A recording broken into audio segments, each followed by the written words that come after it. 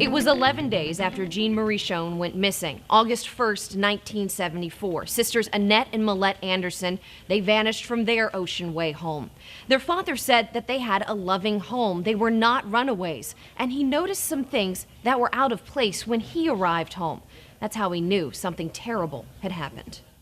For decades, their parents held on to the pictures. Baby pictures, school pictures. School report cards from Sheffield Elementary. Odds and ends of different things. And until their dying days, Jack and Elizabeth Anderson lived in the same house with the same phone number, just hoping their girls would one day return.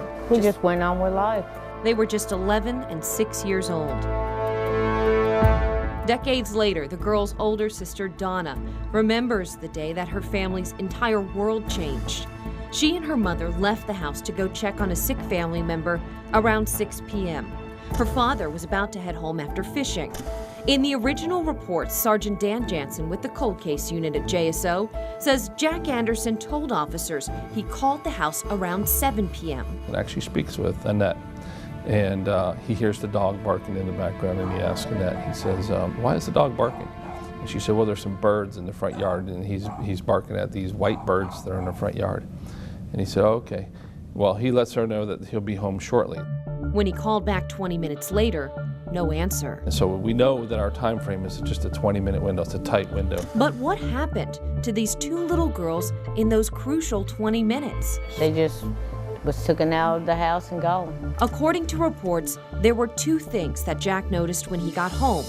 First, Millette's baby doll she carried everywhere was also gone. And even stranger and more ominous, the family dog was locked up in a back bedroom, something Donna says her sisters would have never done. Whoever went in the house had to put the dog in Mama's and Daddy's bedroom because the little dog would eat anybody up.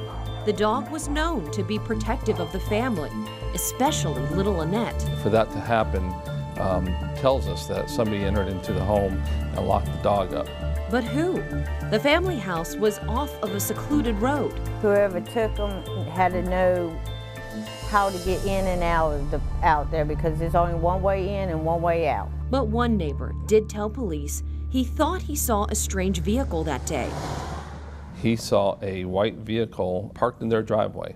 He describes it as a sedan type vehicle. He thought maybe like a Thunderbird or a Mustang or something like that, but he really couldn't say exactly what kind of model it was.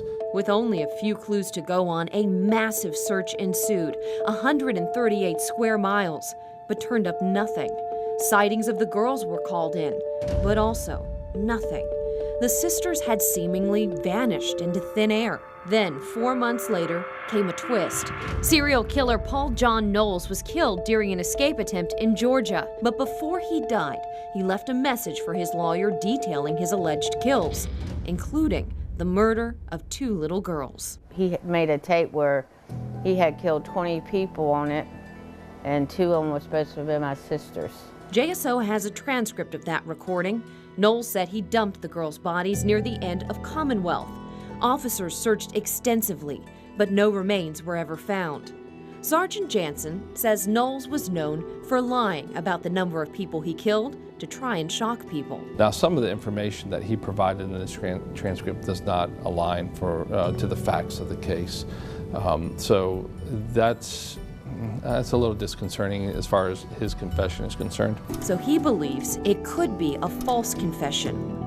Jack and Elizabeth Anderson never saw Annette or Millette again, and no one was ever charged for their disappearance. And those 20 minutes still remain a painful mystery. As police investigated the disappearances of Jean Marie Schoen and the Anderson sisters, it would be nearly 2 months before another little girl would go missing, and tensions would begin to rise in Jacksonville. Why police say this next vanishing could be the clue to help them crack these cases.